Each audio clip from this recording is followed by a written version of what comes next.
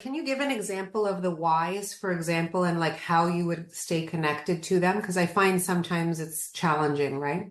My personal why is pretty developed over the years. It didn't always start this way. It wasn't certainly in the beginning. My why now is to create an abundance of opportunity for the people in my orbit so we can lead a life without limits. Previous to that, it was to get out of debt. Previous to that, it was to, make my first 250,000 or whatever it was. Like they used to be material goals, or they would be like they were monetarily motivated because I needed money to get to where I wanted to go. I wanted to build my dream house. I've done that. I wanted to buy my dream car. Done that. So in the beginning, my white hot why was a lot less, I guess. I don't know what the right word is, but it's a lot more macro. It's more about impacting the lives of the people around me.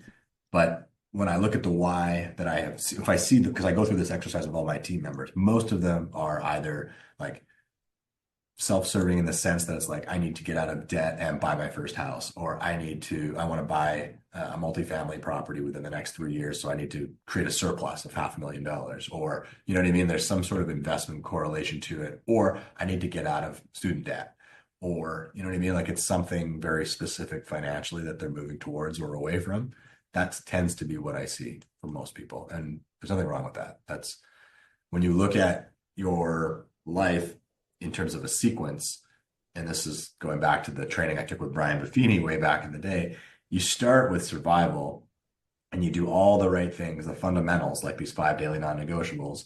You do the fundamentals, and then all of a sudden, okay, we've got a month worth of cash reserves, and we've got, we're not running away from debt. We know where our next deal is going to come from. We're out of survival mode. We're in what's called stability. And you keep doing the fundamentals. And then you go, okay, now I've got all the insurance that I need. I got 3 months cash reserve set aside. All right, I'm stable. You keep doing the fundamentals. And then eventually the goals that you set are inside of success, right? So you'll move from stability to success. I want to upgrade my car. I want to upgrade my house. I want to own an investment property. I want to buy a nice watch. Whatever that is, those goals tend to be sort of success related. And you keep doing the fundamentals and you keep doing the stuff and you keep showing up and you stay consistent. And then eventually you have all the trappings of success. And then your goals go into the next bucket, which is significance.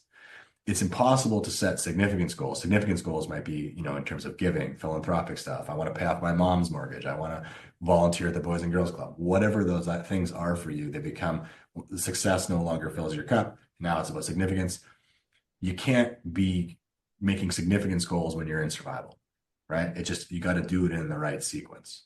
So you have to identify where you are on that and own it, and there's no feeling good or bad about it. It just is, right? And so set the goals for the next stage. If you're in survival, set stability goals. If you're in stability goals, set success goals.